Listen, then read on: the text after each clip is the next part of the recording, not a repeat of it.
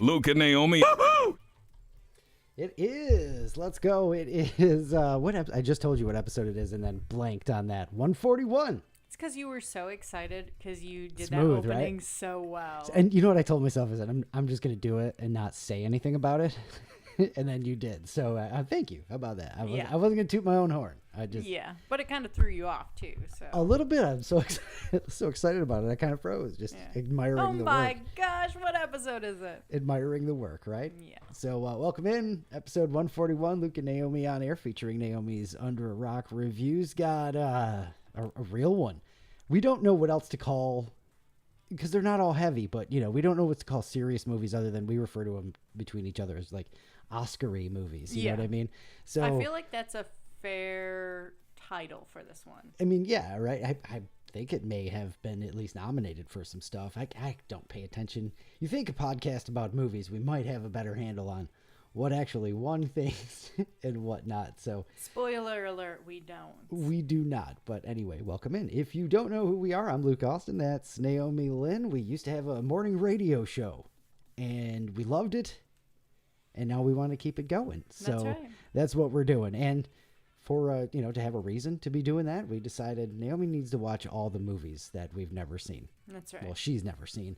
And that I haven't seen in a long time. So you get to rewatch them, especially a movie like this, which I feel like has been a long time since you've seen it. So long enough that I haven't seen it since before we lived in New Mexico and, traveled through Texas and all of that. So shout out to our New Mexico and West Texas friends, because this was some nostalgia kind of there.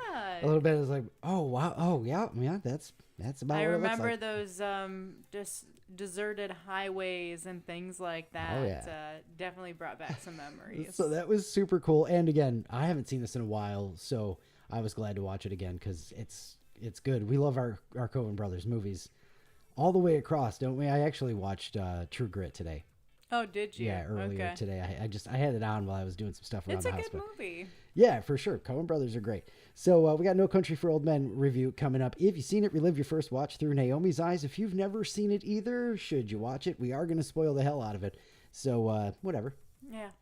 I mean, again, I've had movies spoiled for me and was like, now I have to watch it.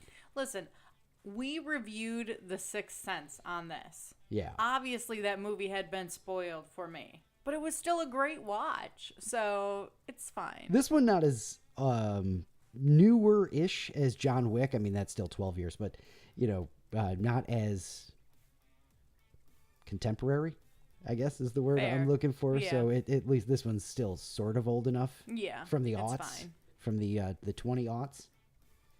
So we got that coming up in just a little bit. We were off last week. Memorial Day was great. Hope everybody was able to get a day off and take some time and all of that stuff. We definitely did. I don't remember what we did because we did a pool day. That's right, pool day. We did a pool day. We were gonna do a beach day, but I was like, can you believe it? We are so spoiled now. I was just like not worried about going to the beach. I was like, no, let's hang close to home, That's be right. by the pool, so we can like walk back and forth from the pool to our house, so we can get there faster. That too, even faster, And we were out there all day, like. At least 5 hours we were out there. We both got a little bit of sun.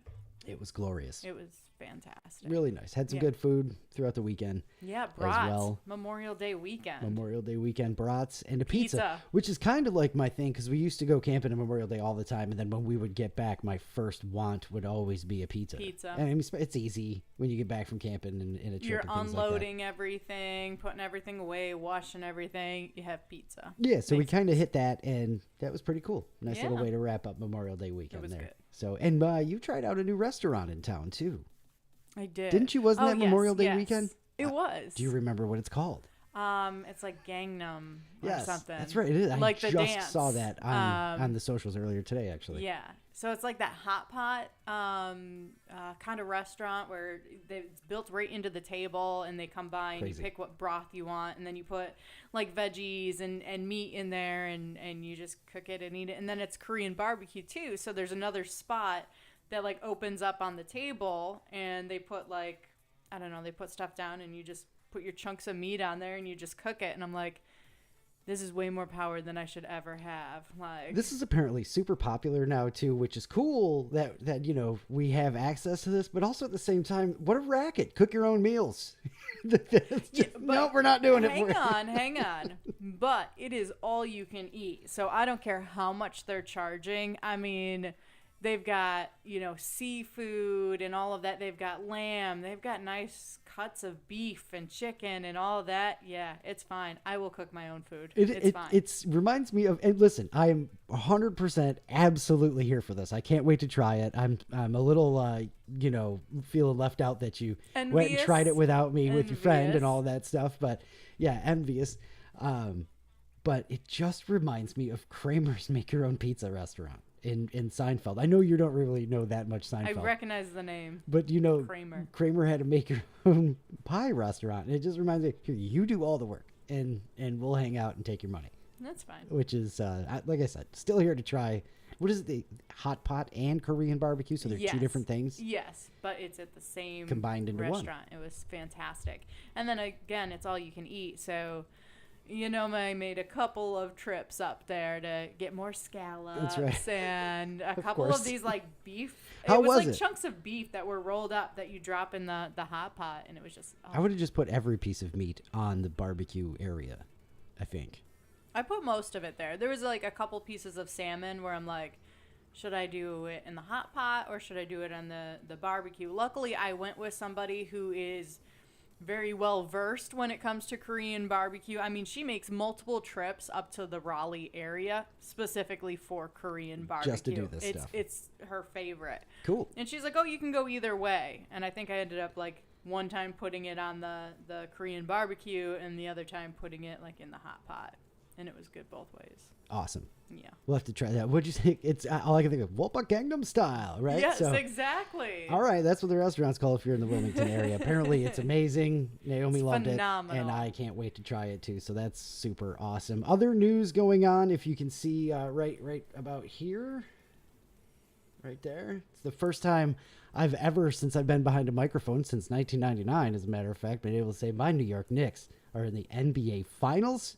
So, yeah, Naomi's had to watch so much basketball this year, y'all. It's crazy. If you're watching on the chat, I was pointing to I got a Knicks little like decoration-y thing. Oh, I meant to have my Patrick Ewing over here too. I have a little Patrick Ewing dunking thing that I was gonna bring out and show off on camera too. Because the last time the Knicks won, I was a child, so I had toys.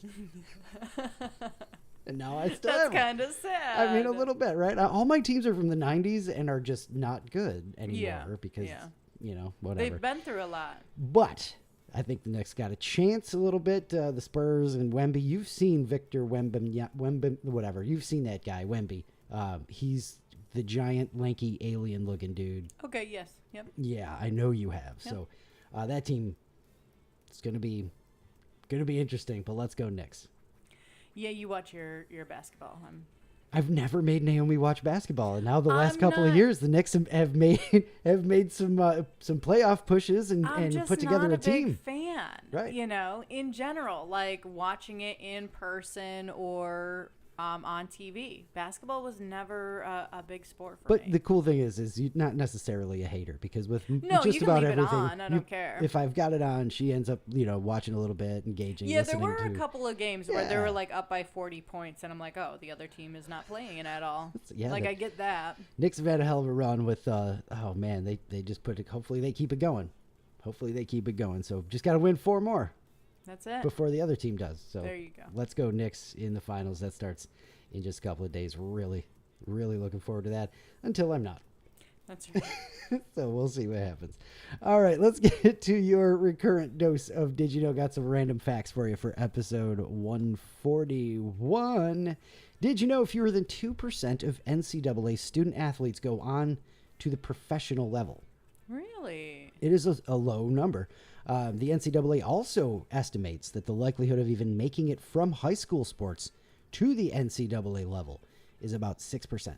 Wow. It's tough. That's kind of crazy. Tough to be an athlete. That's why they got all this stuff going on with the athletes. And I heard a story the other day about parents are now holding their kids back at like 8th grade. They're repeating like 8th grade so that they can get better and be a little bit older before their high school eligibility starts, which is something else, man. There's some crazy Something parents else. out there. Something else. Anyway, did you know 90% of all crawfish consumed in the United States is produced in Louisiana? I mean, if you had to guess. That's where I would guess. Nebraska. No. Did you know this is cool. So, my family knows some sign language. My uncle is deaf, and my mom knows like a lot of the handy stuff, and I know the alphabet and a couple of some signs and things like that. Did you know American Sign Language, ASL, is closer to French Sign Language than to any other sign language in the world, because the developer of American Sign Language learned in France. So an American deaf person and a French deaf person would be able to understand each other better than an American deaf person and a British deaf person. Interesting. Which means, like, technically deaf people can speak French, which I find to be wonderful. There you go. Like, good on you. My Uncle Steve could go over to France and just go over to France and just I was crush just it. gonna let you roll with it. Be awesome. Did you know freelancers originally referred to self-employed, sword-wielding mercenaries? Literally. Freelancers. Yes, I did know that one, actually. Cool. Yep. Did you know do you know why we shake hands then? How about that? No. We shake hands, did you know, to show that we're unarmed. Look, I don't have anything in my gun hand. Don't look at the other hand. There. Yeah. That's right. We're both there. I like it. It was also a sign of trust that you believe the other person wasn't going to take out their sword to fight you. Okay. Because you shake with your sword hand for the most part, the dominant hand there. So there you go. That is your daily... Damn it, I did it. Recurrent dose of Did You Know, some random facts for episode 141. It's hard to... It's a good phrase. Daily dose of Did You Know. And all right. you said that for how many years? So. Years and years. Yeah. Years and years. So it's okay. It happens. All right. Now it is time to jump into what we have renamed Breakfast for Dinner. Breakfast food can serve many purposes. That's right. It can, Ron Swanson. That's right. So we used to do the morning show. We had to have some fun, and now this is the only time we talk to each other all week. So I got to bring up... That's right. You know, we're in like two different rooms throughout the day. All of that. These goofy stories that I find throughout the internet. And honestly, you know, we don't scroll too much anymore. So when we do get a chance to talk some nonsense, this is great. So what I have here is a list of what is titled Single Person Luxuries. Okay. I'm not dumping on any single people here. Of course, we were all single at one point, you know. But what I want to know... I knew a but was coming. Okay. Huge but. And that's why you're single. I'm kidding. Wow. As I read through this list, what I want to know is, are these actually a luxury, or is this just kind of single people who are, and this is just for lack of a better term, slobs, trying to convince themselves that they're better off so that they don't have to try? And I know that's kind of, I kind of abrasive. That's pretty abrasive there. But that's what because the list is kind of like, well, let's see. You know, I just, throw whatever. out some of the things on the list. Let's dissect this here. Knowing that the piece of chocolate cake you left in the fridge will still be there whenever you want it. Okay, that's iffy. Because we at least, you know, have boundaries where if I put a piece of chocolate cake in the fridge, I know you're not going to eat it without me. Well, it's kind of you don't eat the last thing. That is something that if you're with somebody and they just ignore and take the last of something without even asking you if you want some, like, do you want to stay with that person? That's a roommate, not a... But also, if you're in a situation that you have a family and there's kids involved too, then, I mean... Everything goes out the window, and your significant other could still be the guilty party. Stealing your piece of chocolate cake. I didn't factor in like a full family, like kids too. Once kids are involved, like everything in that fridge is up for grabs. I just went with like single versus cohabitating, you know, something like that. So let's keep it to there. Let's not bring the kids into this. We're not going to bring the kids into this. Please don't think of the children in this one. I won't. Right? How about? So fine, if that's the case, then that's a real, you know, terrible move, because I'm not going to say the other thing. That's kind of selfish, right? Like you're just not being nice at all.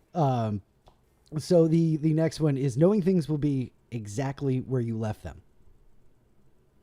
And I mean, I guess I can see that. But if it's like kitchen stuff, doesn't it generally go back in the same place, or at least it's sink or dishwasher or something like that? You're not wearing each other's clothes here. I mean, maybe some people are, but maybe you left something on the counter and I went and I picked up stuff off the counter. But that's a simple conversation of, hey, do you know where my keys went? Right. Hey, do you know where this went? Yes, I moved it over here. So, fine, I guess you can take the point for that, single people, but I don't think it's really that big of a hill to die on. So what I think, again, is, rather than try and have a conversation, be open or considerate of other people, hey, I moved those scissors. I moved that thing, whatever it is. Yeah. Or at least remembering that you did, so when they ask for it, you know where it is. I don't know. I'll give the single people that point. All right. That's fine. All right. I'm probably going to be pretty biased here, if you can't tell. Never having to discuss plans with anyone. No discussion on dinner, what to watch, what to do, or where to go. You just do what you want all the time. Now, remember the two questions I asked. Is this a luxury, or is this somebody who's just trying to convince themselves that it's a luxury? Man, I can see both sides to these stories, but I also found a third side, which is I don't want to make that decision. That's why I usually ask you, what do you want to do for dinner? So there you go. Because I don't freaking know. So it's a luxury to you, which would be not. It's them trying to convince themselves. Which but I can see other people who are like, no, I know I want tacos. I know I want pizza 3 nights in a row. And you don't have to. I don't want to have to share that. You don't have to share with anybody or worry about them saying, no, we're not having tacos 3 times in a row. Right. So exactly. Again, so I see it. I lean more towards that selfish side. What do you think? You see where I'm coming from there? How about this one? I do see where you're coming from, but How about this one? Never having to compromise. Okay, that one's obviously selfish. Like, that's all life is, in general, is having to compromise. These answers are all from Reddit, by the way. So it's actual people's answers on this stuff. So that's just that's why I wanted to read these. It's like somebody actually said this in public. Mm-hmm. Being able to binge television shows without having to wait for another person so you can watch together. Fair. No, single people have that right there. Yeah. I like being able to share it with somebody immediately. Yeah, absolutely. But if you had to, like, how you have to wait for me to get out of work, or if I've got plans, or I'm calling the family, and now you can't watch the show. Yeah. I can't twist this one to the selfish side at all. That is, and have you ever had, I don't know, I don't really, we shouldn't be discussing relationships before ours, should we? But have you ever had somebody do that to you? Because I have. What, watch a show without you? Yeah. Ooh. Way back in the True Blood days. And it was just like, what the hell? I downloaded those for you, to watch together, and went and watched them without me. Get the hell out of here. And that's why she's not in the picture anymore. That's right. The only reason. And that's why it's a luxury to not have to, so I think, what do you got? 1, maybe 1.5? I think 2.5. 2.5? Yeah. All right. Let's see. At least. Being able to do absolutely nothing all weekend without having to explain it to anyone. I think we split on this one because we can do that too. Yeah, we do that. And again, I don't want to do anything this weekend. Okay. I said leave the people with kids out of this because that's, it's single versus, what else we got? Using the bathroom anytime I want. Apparently this was somebody with a partner, and they also added, I don't know how, but our bladders have synced. You need a home with 2 bathrooms. Use the tub. What the hell? Shower. Somebody can use the tub. There you go. You just got to get there first. Cooking a meal that lasts a few days. Ever since I moved in with my partner, there's no leftovers anymore. That's interesting. I can see that. Yeah, I can see that too. I can see that happening. I've gotten pretty good at cooking for the two of us, where if we don't want any leftovers, I can make it, like that. But yeah, okay. But I'm a big fan of leftovers. But still selfish. I just want all the food. I don't think that's necessarily selfish there. I really don't. I don't have to share. I don't think it's as... I think you're making it sound worse than it actually is. I think some of these things are luxury items for single people. Yeah. Setting the temperature at what I prefer. Yep. Did you see the face? Oh my God. They definitely win that one. I mean, I have no problem with it. Because you make it freezing at night. I do. It's nice. It's horrible. It's wonderful. Full freedom to fart. You kind of have that freedom already. I mean, if you just want to be that way, you can do whatever you want, whether there's people around or not. Being able to fall asleep on the couch while watching something without someone calling you to come to bed like a warden. I mean, who's like a warden? Sounds like the wrong relationship. Who's like, hey, go to the more comfortable part of the house, Yeah. Anyway, yeah, you're right. I'm with you there. Starfishing the bed. You just kind of throw everything. I don't know. I get that one. Because you leave for work in the morning and it's just like, oh, I got a couple of minutes. Or you get up for work in the morning, and I get a couple of minutes. It's like, oh, that's usually the first thing I do too. So. Right, stretch out. I get all that right, one. All yeah, right. that is a luxury. Yeah. But, not one I would trade for. There's been a handful on here. It's not a bad list. I think the ones that win for the single people are still ones that I could do without easily. You know what I mean? Someone said, well, I just got home from work and pantsless watching WWE Raw and eating double stuffed Oreos. I mean, I do that still. I was going to say, you can do that and be in a relationship. It just got to find the right person. You just got to find the right person, right? Yeah, that's why my dad said, that's why I never married. Which one? The fart one? No, it was the thermostat one. Someone said, also being able to just microwave a sweet potato. And you're right, because if you're microwaving a sweet potato, I'm yelling at you. Why are you eating sweet potatoes? That's disgusting.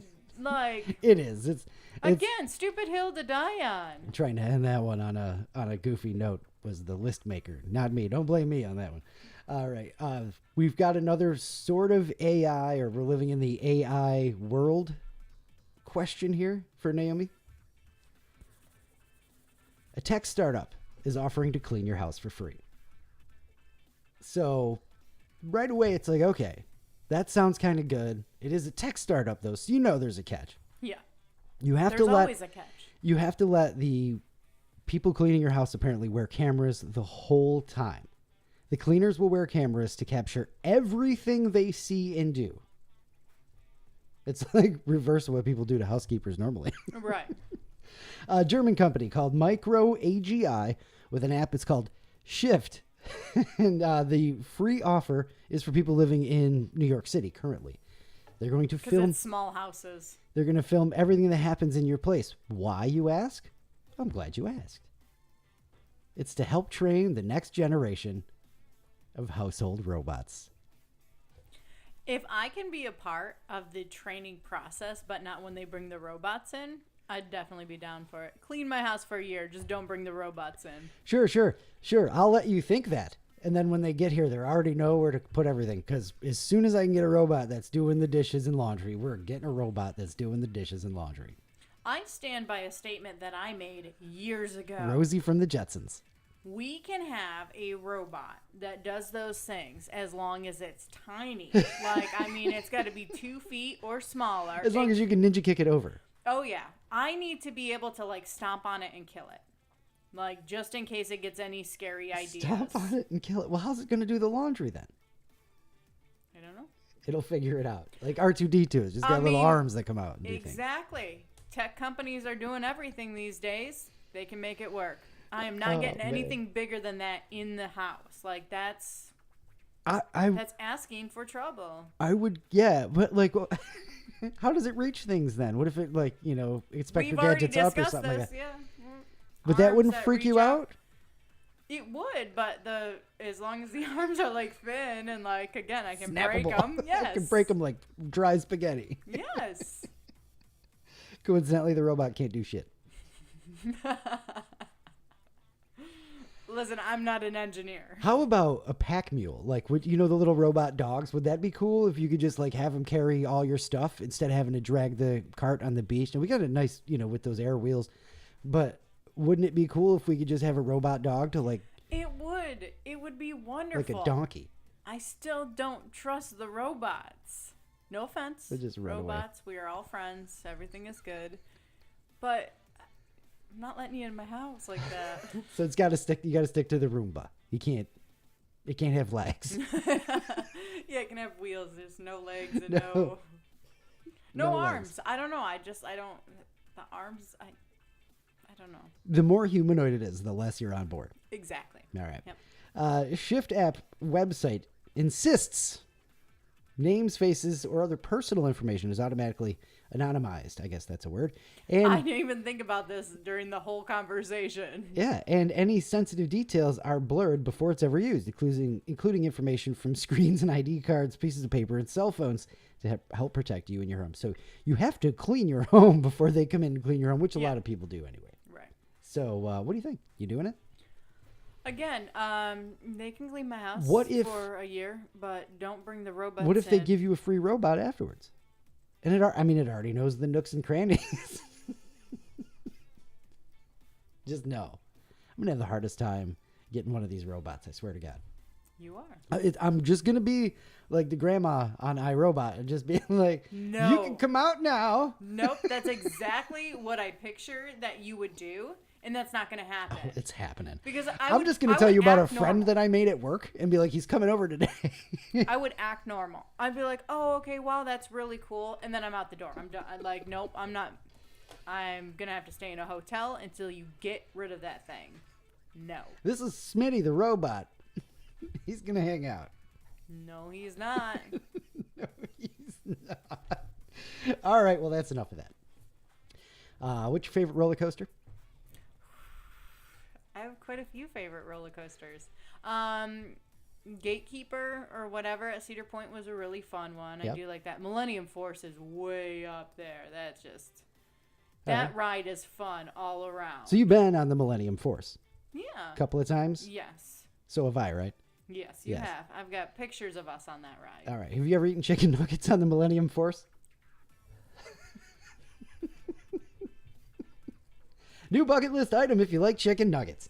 A YouTuber's in hot water after, trying to eat chicken nuggets on the Millennium Force. Now explain to people who don't know about the Millennium Force. Okay. The Millennium Force, when it came out in 2000 or like 1999, they built it, whatever. You know, this was the biggest like coaster. I don't know if it was the biggest in the world or whatever, but it was a huge deal. This is at Cedar Point. Okay, in yeah, Ohio. I didn't know if either one of us had said it yet. So it takes you up. I think it's like 300 feet. Then drops you, and then you go, upside down around some curves, whatever. But the cool thing about the Millennium Force, first of all, is instead of click, click, click, click, click, click, click, all the way up for 300 feet, which takes a long time to get up there, it moves you up there pretty fast. It's really smooth going up, which is really cool. It's like a belt thing instead of the clickety-clickities, yeah. right? Yeah. The other cool part about that is instead of a lot of these coasters like that where you go up, you come back down, maybe you go over another hump, and that's about it. It's a long-lasting coaster. I believe it's like 2 minutes and 30 seconds. It's up there. You go up a little bit, you come around, you go upside down, you go through a little tunnel. It's a nice long ride, and you reach high speeds. 93. Is it 93? I thought it was in the 70s. I would have gotten that one. There's wrong. another one in the park that goes the 70s because I remember you had all this information memorized at once. Yeah. So once upon a time, because Cedar Point is 4 hours away from where I grew up, we went all the time. You went multiple times during the summer, so I knew everything about every coaster. That's there. Right.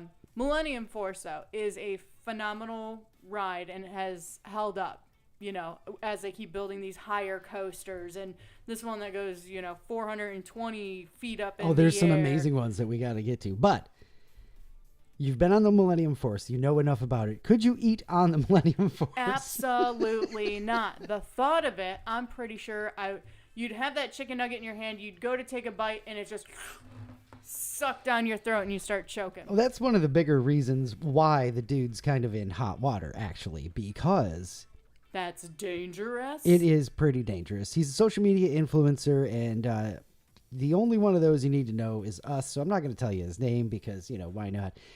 He tried to eat a 10-piece chicken nugget while on a roller coaster. But also, think about the people around you. 10. If one of those chicken nuggets goes flying and hits somebody else, I'm going to be pissed. Hold my sauce. I'm going to be pissed if I get hit with a chicken nugget. Yeah, of course. Well, I was enjoying a roller coaster, and all of a sudden, bam, chicken nugget in the face. Chicken nugget that I didn't want. Yeah. Oh, and if it's a vegan, oh boy. Now what have you done? Do you remember when Fabio got hit in the face with a bird on a roller coaster? No.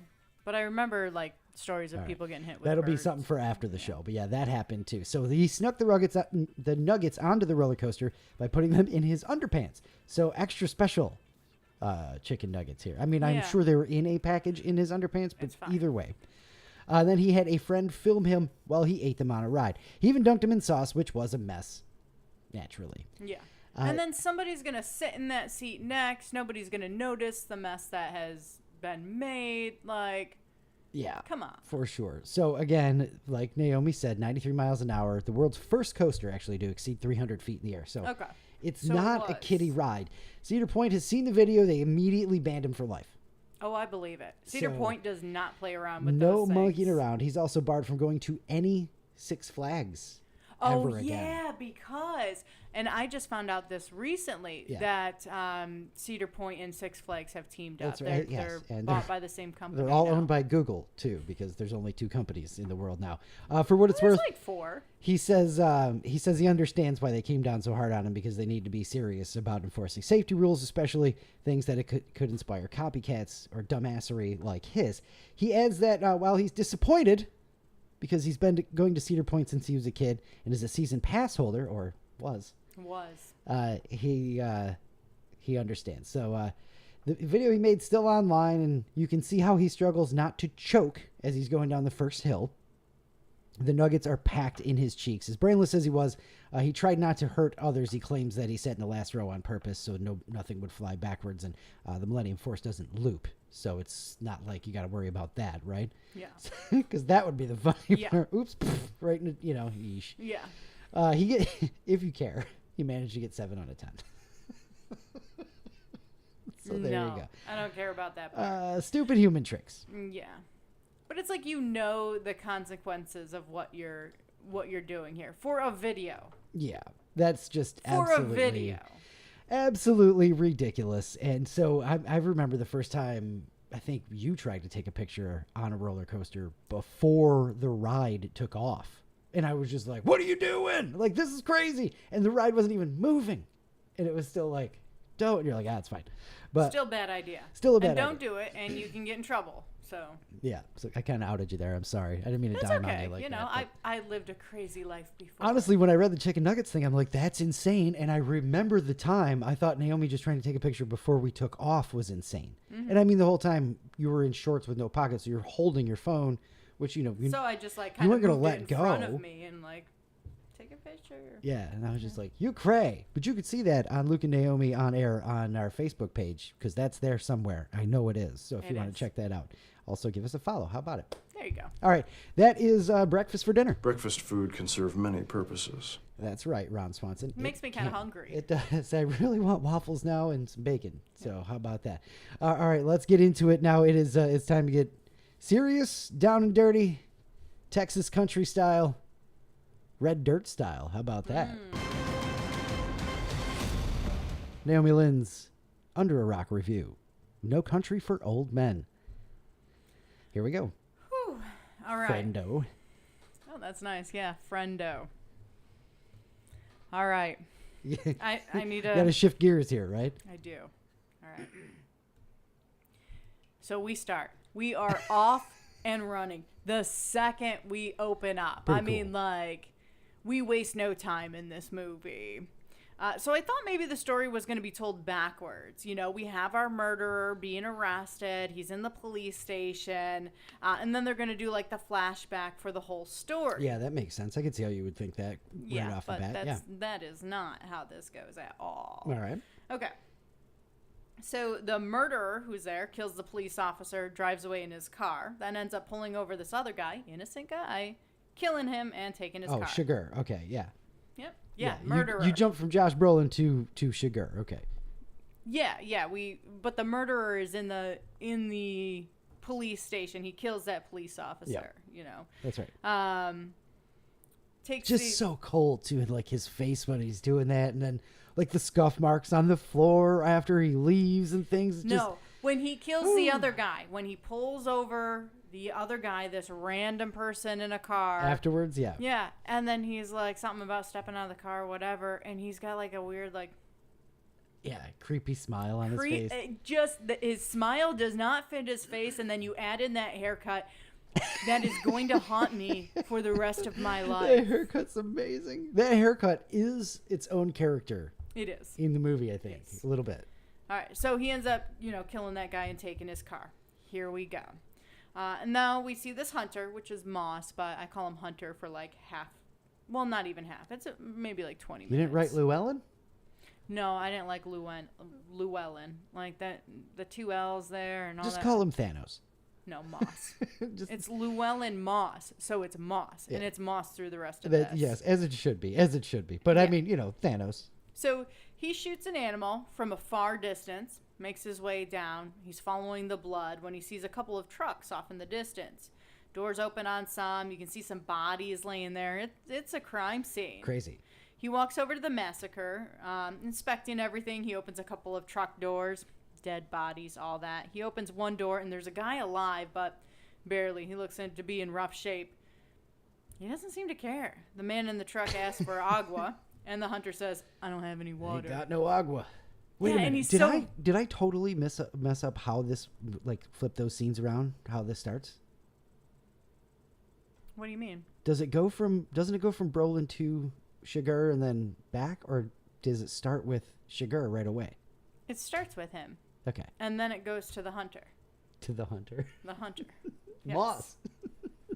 Thanos. All right. I just was like, I think so. No, I'm scared. Did I remember that completely backwards? No. It doesn't matter. Yeah. I'm just derailing things for fun, but here we go. No, that's the way it goes. All right. That's what I'm saying. So no agua. No agua. Ain't got no agua. By the way, Josh Brolin is an amazing Texan. He just he did it well. He plays that role so awesome. Yeah. So he takes his gun. The guy asking for agua. He takes his gun, looks around, and notices that there's drugs in the bed of the truck. Apparently, one man got away. Now, the hunter knows he's going to be going for shade, so he heads over to where he sees 2 trees where you can see the outline of a figure. Really cool how he's tracking, and he's like, if I'm stopping, I'm not stopping till shade. Exactly. He walks up. The man is dead, but there's a case next to him, and it's filled with money. The hunter takes the case and leaves, and does it all so cool and calm. Like, there's thousands upon thousands of dollars. You just witnessed a bunch of dead people are dying in this weird drug deal gone wrong situation or whatever, and not an ounce of caring. Just, whatever. All right, I'm going to take this money. Yeah. No, just another day. I mean, everybody else would be just twitchy as hell and right. Crazy. I gotta get out of here. Yeah. Somebody's gonna see me take this money. But I mean, just like the nickname you've given him. I mean, he's a hunter, so he's a stalker, calm and collected, and all of that stuff. I like later on. I know I'm gonna ruin this, but Carla Jean later on says he just won't stop. I love that. Fair enough. Yeah.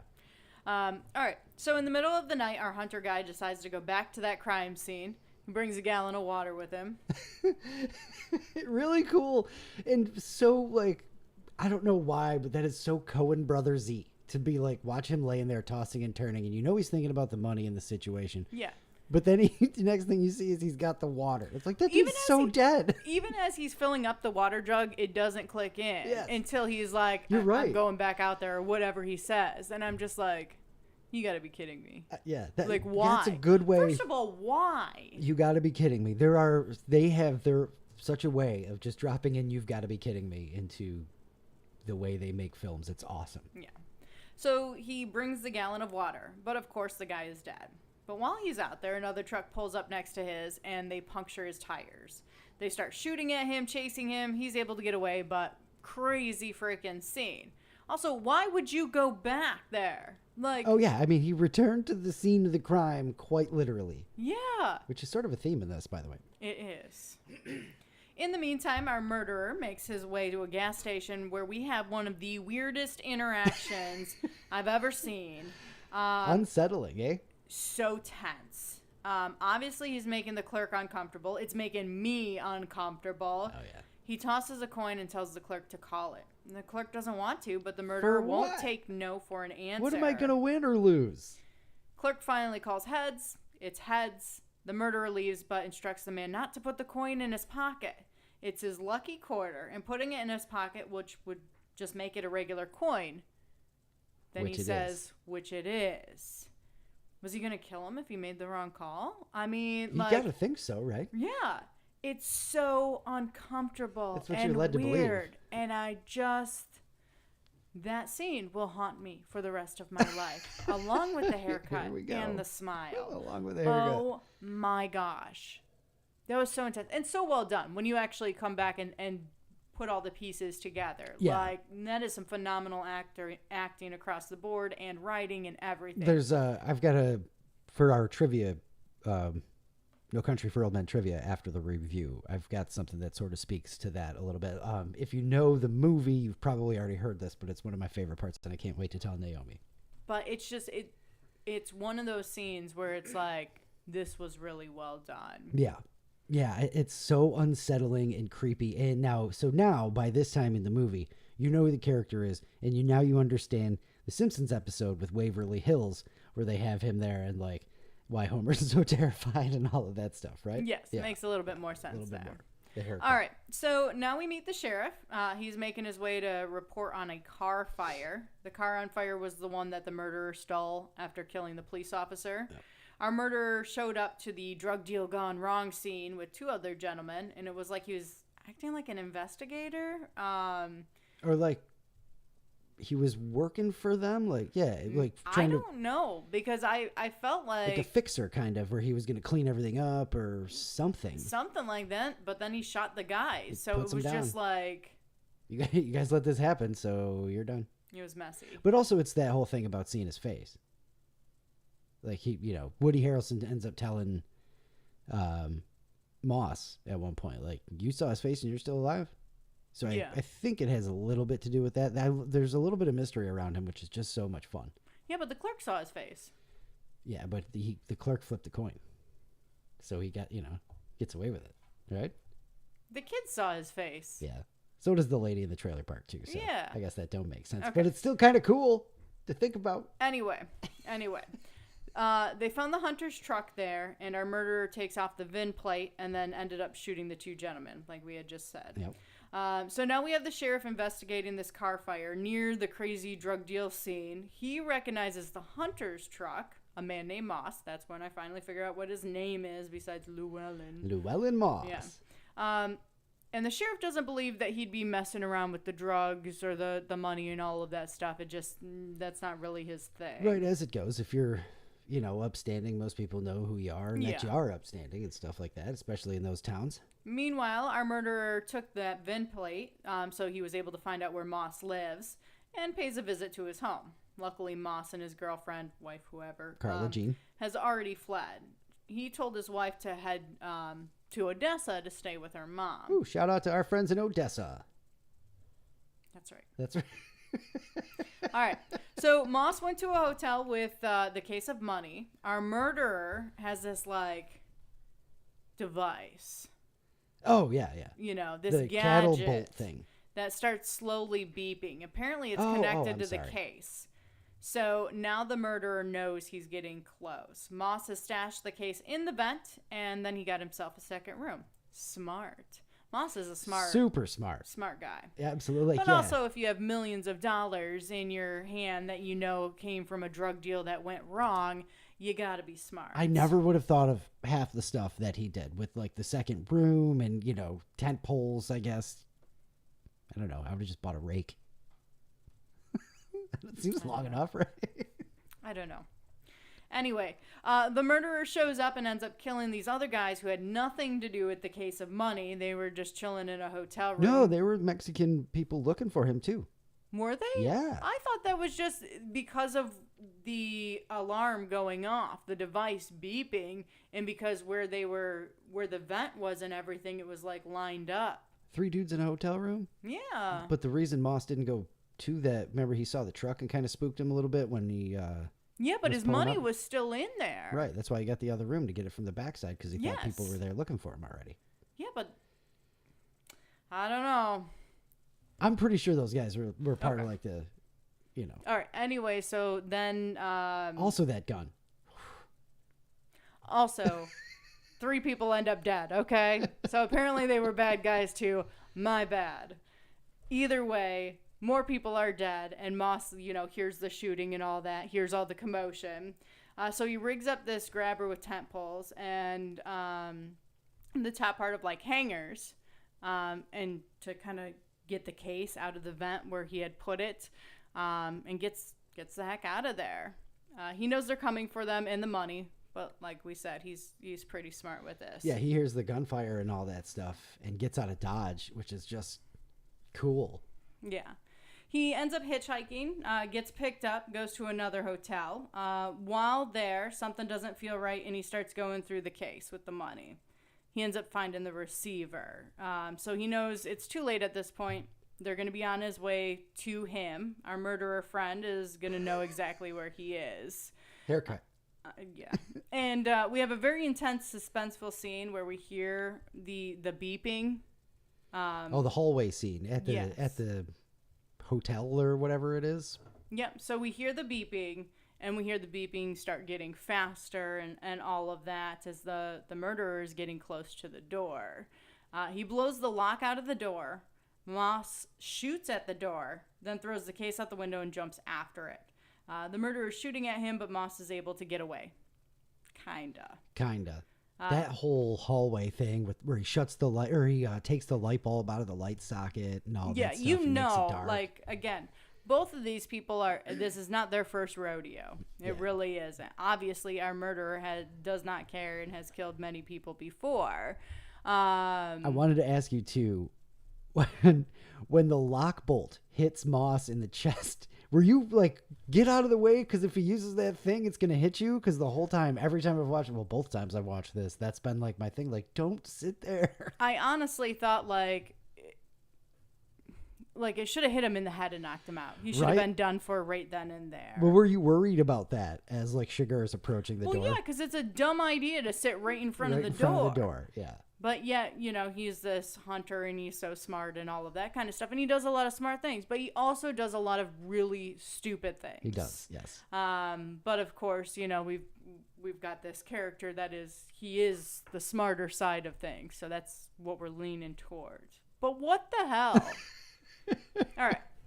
So now we have a really interesting moment. I really enjoyed this. Earlier in the movie, when Moss was out hunting, he followed the blood trail to know which way the deer, antelope, whatever it was, which way it went. Now our murderer friend is doing the same thing to find out what direction Moss went in after leaving the vehicle after they crashed. Oh, yeah, that's right. He hops in the vehicle and then Chigurh just shoots up the guy driving. Mm-hmm. I forgot about that, yeah. And then Moss ends up doing the exact same thing after getting shot at, and then shooting at the murderer. And there was a blood trail, and he follows that to find out which way, the murderer ran off to. Which Hunters. I was like, yes, exactly. They're hunting each other at this point. Yep. Moss gets away. The murderer gets away. But we know they're going to paths are going to cross again, and it's going to happen soon. Yeah. We meet Mr. Wells. He seems to be on the case to find the murderer as well. A gentleman in a big office building was asking him how dangerous this murderer is and all that. Gave him a card, tells him he's got like $1,200 for expenses. Maybe he's like a bounty hunter, something to that effect. They don't really say what exactly he is. Woody Harrelson's character, right? Yeah. Yeah. Now we have Moss, who obviously is in rough shape. He's been in a car accident. He's been shot. A lot of things have been happening for him. This is where he heads to Mexico? It is. Yeah. Yep. So he heads towards the Mexico-United States border.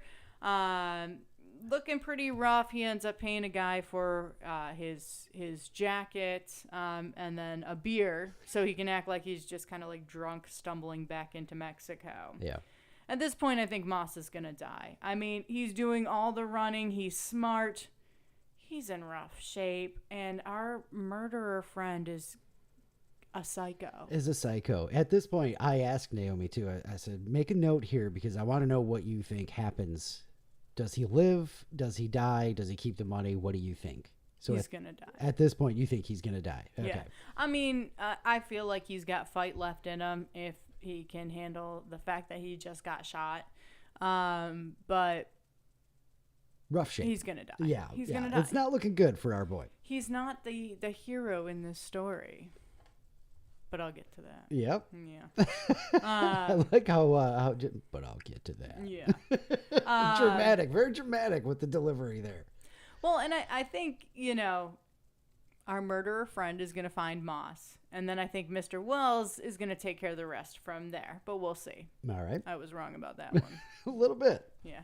Mr. Wells does not have a big part in this movie, just in case you don't know. Yeah, it's more of a cameo from Woody. Yeah. So, our murderer friend has been shot, but he takes care of himself. He steals medicine from a pharmacy, takes a bath, wraps himself up good, has to give himself a bunch of shots. Really gross. Ugh. Yeah, a little local and then some morphine afterwards. Yeah. I love that he just blows up a car so he can cause the distraction to rob the pharmacy. It works. It's just so cold and brutal. So Moss pays a mariachi band $1,000 to take him to a doctor. When he wakes up, Wells is there. Uh-oh. They have a nice talk about Anton. That's the murderer. Yep. And how he won't quit. And if Moss wants some help or doesn't want to end up dead, he'll need Wells's help. That's when Wells tells him, "You've seen him and you're still alive? All right." Yeah. But at this point, Moss isn't interested. And now at this point, it doesn't matter if he's interested or not, because Wells sees the case from the overpass, because that's what ended up happening. As Moss crossed over into Mexico, he threw the case with the money like over an overpass, so that it was like near the river and everything like that, but he knew where it was. Wells ended up Another stupid thing, by the way. I mean, he's got to get rid of it so he doesn't bring it with him wherever he's going and stash it and all that stuff. But just desperation, stupid. But there was nothing else he could do. Nothing He couldn't else, go yeah. after it. I know. No He's real, been shot. He can't even stretch. No real options, but Yeah. still, yeah. So anyway, Wells ends up walking that area where that bridge is, and actually sees the case from the overpass. So he knows where it is. He goes back to his hotel, but on his way up the stairs, Anton is behind him. They go to his room to chat. We know this isn't going to end well. Yeah, I know it. Wells tries to reason with him, but there's no reasoning with him. Anton kills him. The phone in the hotel rings. Anton picks it up. It's Moss. Moss was calling to, cut a deal, see That's what right. they could do. All right, let's see what's going on. They exchange some pleasantries, and now, someone is going to die. That's right. Moss or Anton. Chigurh tells him, you're Dawn, but if you give me the money, I won't kill your I wife. won't kill your wife and everybody else. Yeah. Yeah. And Moss, of course, takes this very personal and goes, okay, well, one of us is going to die, but it ain't going to be me. I still think it's going to be Moss. Moss made it clear that he's not hiding and he's going to actually come after him. And Anton has made it clear that Moss isn't getting out of this alive. But if he hands over the money again, he won't kill Moss's wife. Oh, man. Oh, man. And oh, man, indeed. So. Here we go. Moss tells his wife to meet him in El Paso. He's going to give her the money and put her on a plane, get her somewhere safe. While heading to the bus station to go to El Paso, the wife brings her mom. Bad idea. And the mother is perfect. The actress's name is Beth Grant. She doesn't have a name, but she's in everything. She's been in My Name is Earl. She's been in The Office. I mean, everything all over the place, and is so perfect. So this, just the mother-in-law. Mom spills the beans to some guy that's pretending to help them with their bags. I mean, he really does help them with their bags, but he just comes out of nowhere and is just like, oh, where are you going? Where are you staying? Classic info you don't give out. That's right. He's clearly cartelled up. He's got, the very nice suit, the bolo and the cowboy boots and all of that stuff. She's she's getting them killed as she's just rattling off this info. Absolutely. And, oh man, it's so tense and such a gut wrenching. Oh my God, lady. Moss shows up at the hotel, talks with a girl for a little while, all that. Moss's wife calls the sheriff, tells him where they're going to be meeting because she's hoping that the sheriff may actually be able to protect her husband because she knows he's in over his head. Yeah.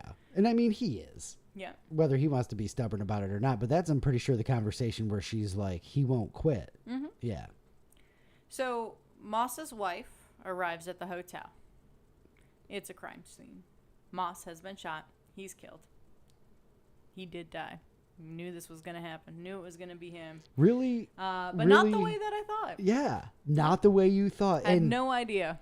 Would you agree? Unceremonious is a good way to describe Moss's death in this movie, because like it's just you see him having the conversation with the lady as he arrives to the motel, and then sheriff pulls up and dudes are running away, and it's just him dead. I will have to say, you are absolutely correct, but I love that. Yeah, because very Coen brothers. You don't see that coming.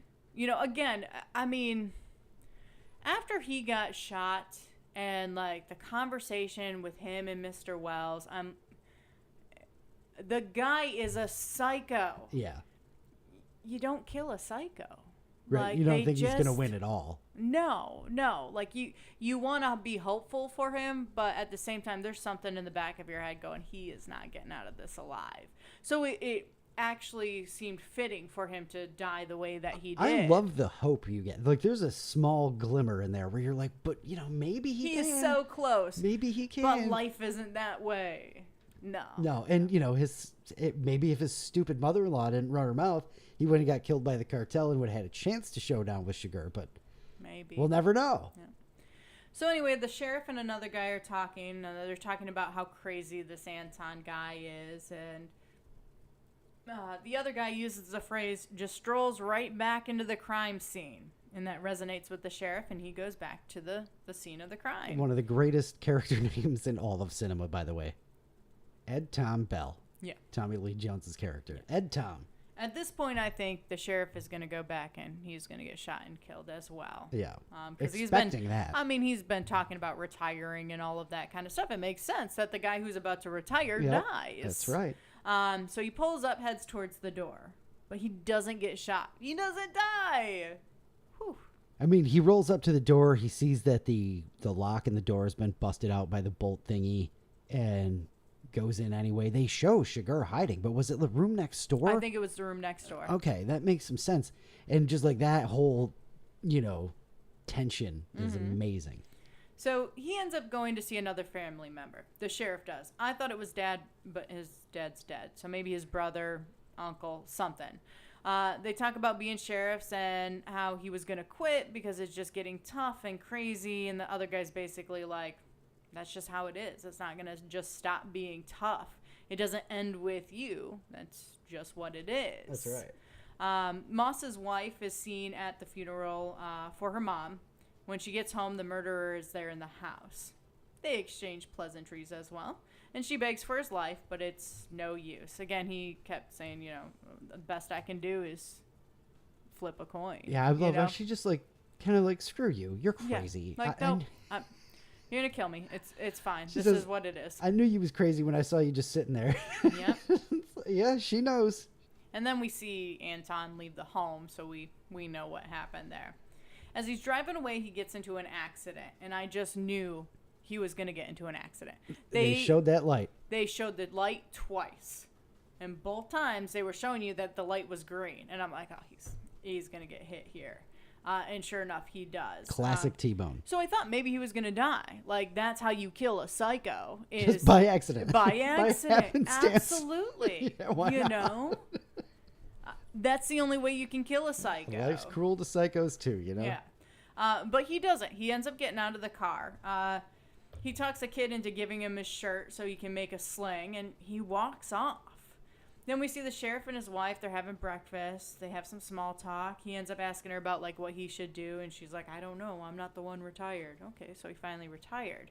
So then he goes to tell her about 2 dreams he had. Weird dreams involving his dad. He finishes talking about the dreams, and that's it. That's it. The end. He wraps up his sentence about the frickin' dreams. And that's it. And that's it. That's it. And who's in the chat? Oh, it's my dad. It's a 2-hour movie. It's not that long. He said it was too long. It's 2 hours, like 2:02, something like that. That is one of the, would you call it frustrating ending? Yes, absolutely. Because 100%. I kind of love it because it fits the whole theme of the movie where, like Ed Tom's talking to Ellis at the one point. He goes and visits the old guy. And the old guy's like, dude, this is, what you're complaining about. You're talking about being outgunned and stuff like this is nothing new. Here's a story from back in the day when these guys come up on horseback and shoot down the sheriff at the, You can make as many excuses as you want. That ending, just no. What did you want? You wanted a neat little package? It didn't have to be neat, but give me something. I mean, what find me a Coen Brothers movie that ends the way you want it to. No. You know what I mean? Roll top desk. All right. Is that your review of No Country for Old Men? Yeah, I can't say anything else. The movie just ended. That's all done. The end. Music. He was just I love finishing a thought. They've got you ready for so much more. And it's just like... Even no. 5 more minutes. Just answer a couple questions. So you wanted more. They left you wanting more, right? Not anymore. Not I'm mad anymore. at him. Not anymore. I mean, I would say, like, out of all the ones, off the top of my head, and again, I just watched True Grit again today. So it's a little bit more fresh. That's the only one I know that's like, here's a bow. I mean, not a neat little package or to happy. be wrapped up, but I don't know. That just seems so abrupt. I love it. As we neared the end of this. So again, this is only the second time I think I've watched it, and I haven't watched it since it first came out. And as we're getting close to the end, I'm like, my mind is showing me the neighborhood, and I'm like, oh yeah. And then it just ends, and I'm just at that point. I really wanted to break out the camera and film you watching it end because I knew this. I tried to keep a straight face afterwards. I handed you the remote, and then I got up.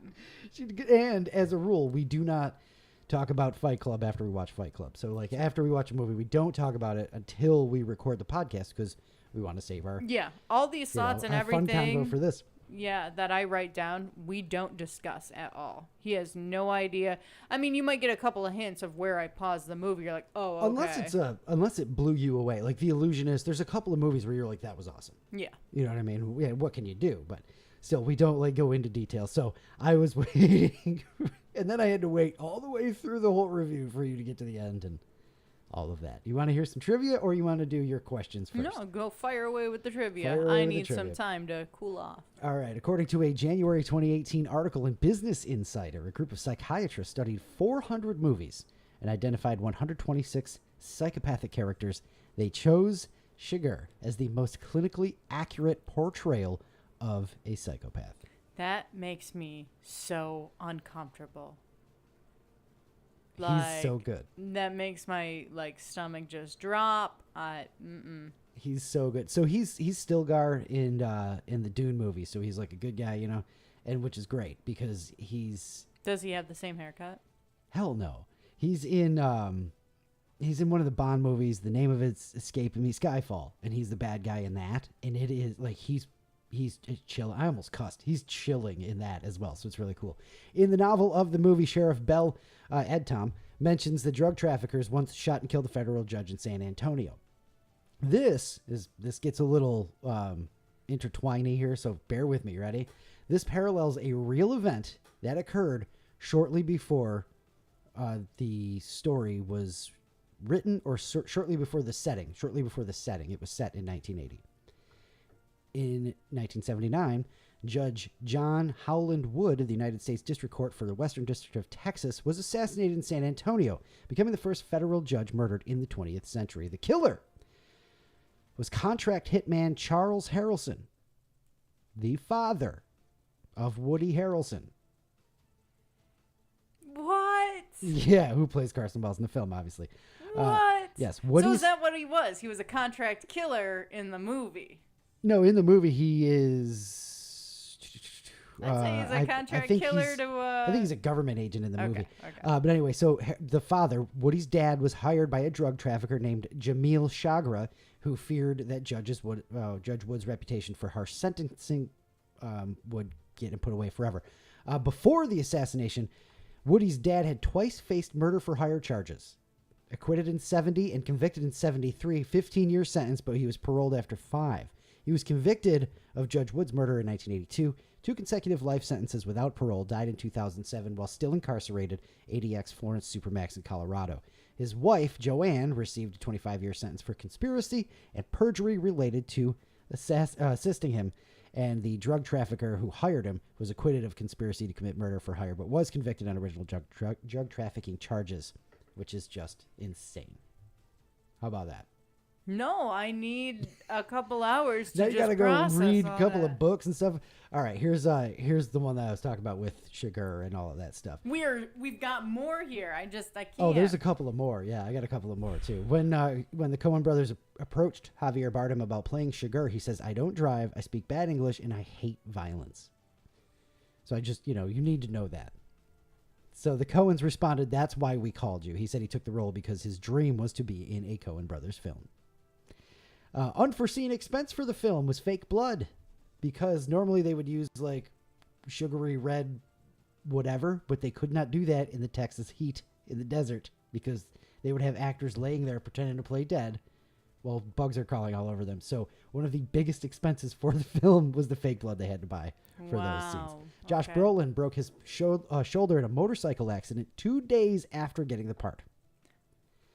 He said in an interview with Now Magazine, he recalled thinking, bleeping bleep, I really wanted to work with the Coens as he was flying through the air off of his motorcycle. Before he landed, he had the thought. Yeah. Fortunately, his character gets shot in the shoulder not long into the film. So that all worked out. Yeah, it just kind of worked itself out now, didn't it? Pretty good, right? We didn't have the question, but some people really don't know, really aren't sure or like to argue whether Chigurh killed Carla Jean at the end of the film. Now, you said we know that he killed her because he's coming out of the house. But he could have left her alive. But she wouldn't flip the coin. She wouldn't flip the coin. Yeah. But there is a visual cue that he killed her because he checked his boots. Oh, And yeah, all to make throughout sure the film, that, yeah. he hates getting blood on his boots, on his feet, and all of that stuff. Yeah. He takes the socks off the other time. Yeah. Yeah, all that stuff. Carla Jean, also the only character to talk to all 3 main characters, Josh Brolin, Tommy Lee Jones, and Chigurh. When Chigurh pulls the change from his pocket in the first hotel, one of the quarters is painted red. That was a common feature at pinball and video arcades in the late 70s and early 80s. It let the owners know when they gave out quarters to customers when a regular quarter was eaten by the machine. So they'd know how many times that happened. After he blows up the car, Chigurh enters the Mike Zoss pharmacy. It's a reference to Mike Zoss Drugs, where the Coen brothers grew up in Minneapolis. Nice. And Chigurh kills or tries to kill almost every person to whom he speaks during the film. The people he spares, the gas station proprietor, the woman at the trailer park office, the woman at the motel front desk, and the 2 boys at the end. Unclear if he kills the man who's in the office when he executes the businessman. He's unable to kill Llewellyn, of course, who instead is killed by the Mexicans. And there you go. There's some behind-the-scenes trivia for No Country for Old Men. Some cool stuff there. How about that? For sure. And I really thought it was important that Javier Bardem is, not a violent man. He's just an excellent, excellent actor. That is important to know. Yeah, for sure. Because he did play that so well that May would be afraid of him. And I stand by that haircut is a character all of its own. Like And the smile. The smile, the giant shotgun with the silencer or the suppressor on it as well. Like that might be its own character too. I can see that as well. You ready for your review questions now for No Country for Old Men? Starting with the big one. Did you like it? I did. It was a good story. That little, you could hear the caveat at the end. You could hear the but in there. Oh, it's there. At the end. We don't need to discuss it any further. I did. We know. All right. Did you have a favorite line or anything from the movie? Oh, man. This I should have had. Honestly, I should have had a favorite line, but... There's a couple. I do like when Carla Jean says, he just won't quit and stuff like that. But, yeah, pretty. And I like when Woody says, you seen him? You're alive? Are you talking to me right now? Or whatever he says. That's a good one. Yeah. Did you have a favorite character? The haircut? It's not the haircut. Mm-mm. What scared you more, Chigurh or the haircut just? Well, the whole character is very scary. That haircut is scary on its own, but you add the whole character there and the smile, then, it gets to be a little bit much. It is. It is good. That's probably honestly my favorite character because, had real reactions, got sucked into this movie so much that I was really creeped out and really uncomfortable. And he's just sitting there. He's just talking. It's so chilling. It's not like, exactly. And it's not like a scary jump movie,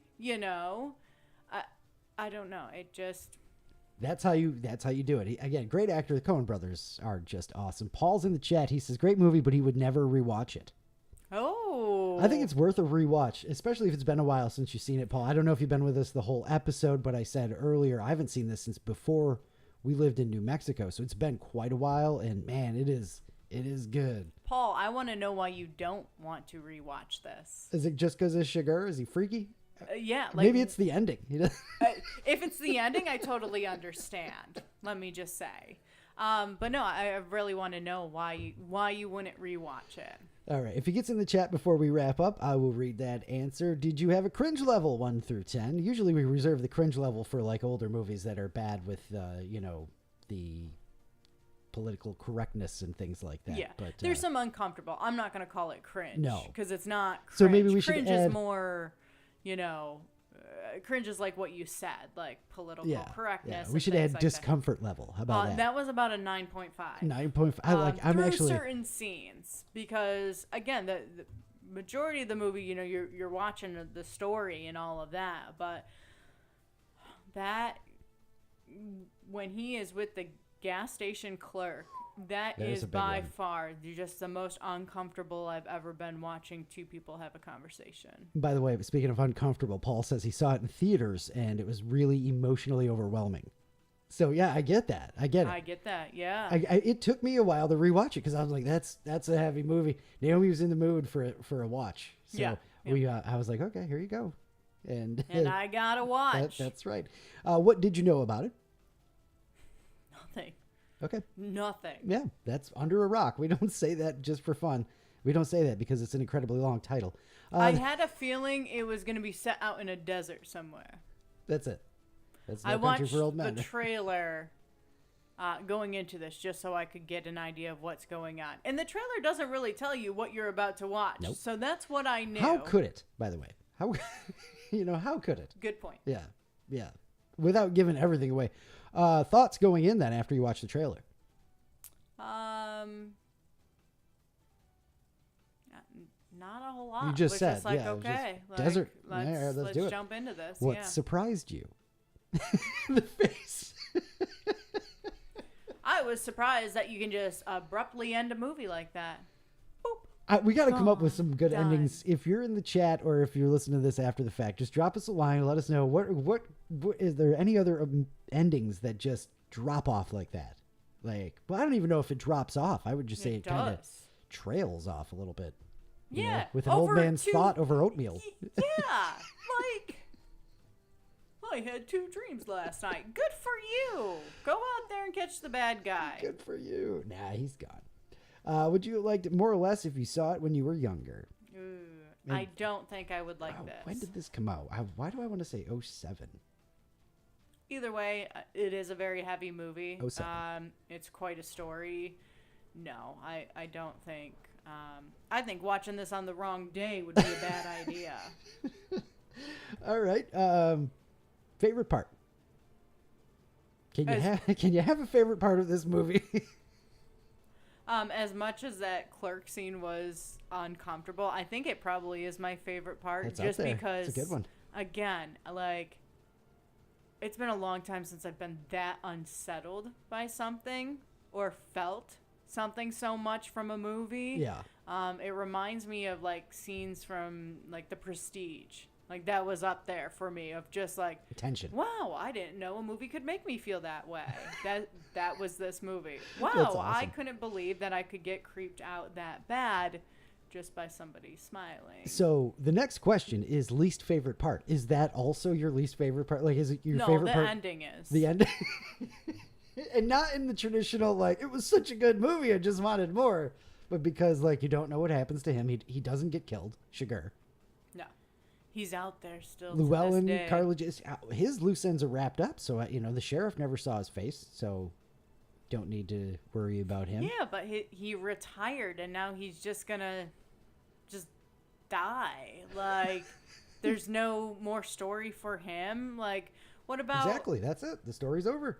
Yeah, but he was talking to other people in the police station. Like, somebody's got to go, hey, whatever happened to that murderer? I don't know. Yeah, that's a good point. But that's what that's what the ending is supposed to evoke. So it really has done its job on you, and I love that it has. Like, all these years later, almost 20 years later, this movie's still getting people. Good job, Joel and Ethan. I don't want to talk about it. Would you recommend it to someone else who hasn't seen it? I think it would depend on the person. You would go person by person on this. You go, Yeah. I don't think you'd really. You're not You gotta smart be enough. open and no. Listen, there were some parts in that movie that are confusing, like 3 people who are a part of a cartel that I and I was thinking about this, by the way. They're part of the cartel. Remember, he walks in and he's shooting them with that suppressed shotgun. Yes. And then one of them has like a street sweeper, and that's what Moss hears go off. That's true. And that's why I went, they're cartel. Fair enough. Plus, they were Fair driving a similar truck, which is... I just assume... I think it's supposed innocent to be a red until herring, proven guilty. There you That's go. my philosophy there. What? They're nice Hispanic gentlemen. They were just 3 hanging men out. sharing a hotel room for some reason. Maybe they're going to the casino. They're working in the patch. You know? Come All on. right. Ari, would you watch this again? I would watch this again. Again, it would have to be the right day. This Yeah. is not a movie that you just put on. This isn't Happy Gilmore. You just throw on a Sunday while you're Yeah. cleaning the house or anything like that. You really This got to be is into it. where, hey, I want to feel something. I'm going to sit down and watch this. Yeah, it is. It is. I mean, on the list of Coen Brothers movies we're rewatching, this one is not high with Oh Brother and Lebowski and all that stuff. What else do we have? Is it a stop and watch if it's on TV movie? No. You wouldn't pop that on and see if No. you can catch the Nope. gas station scene or Nope. something like that. Nope. Are you happy you watched it? I am happy that I watched it. I'm happy that we have a whole list of movies to watch, and No Country for Old Men I've heard about for years and years and years, probably since it came out, but never watched it. So I am happy I finally sat down and watched that movie. Good deal. I mean, again, they are excellent at making movies. Those brothers are. So Yeah. That was a good one. That was cool. It was a good rewatch, Paul. I mean, it's been a long time. You can handle it, man. You can handle it. But why? Because you got us. That's what we're here for, right? If you've seen it, you can just relive that first watch with us. That's what we do. All right. Well done. I like it. It's time for Thought of the Day. Thought of the day, friendo. Thought of the day, it's your thought of the day. I was wondering how you could switch from that to Thought of the Day, and you did a good job. Thanks. With Friendo. I have my moments. Friendo. I want to go watch that episode of The Simpsons now because that's one of my favorite, of the post 90s Simpsons. I think if somebody ever calls me friendo, I'm just gonna Run away. I'm gonna start sweating. Just turn tail. Yes, sir. Yes, sir. Yep. All right. Lay it on us. Anyone who recommends that you fake it till you make it rarely warns that once you make it, you do still have to keep faking it. Yes, It just never ends. Yes. You have to consider faking it for the rest of your life. That's just what it is. That's the scary part. Yeah, sorry.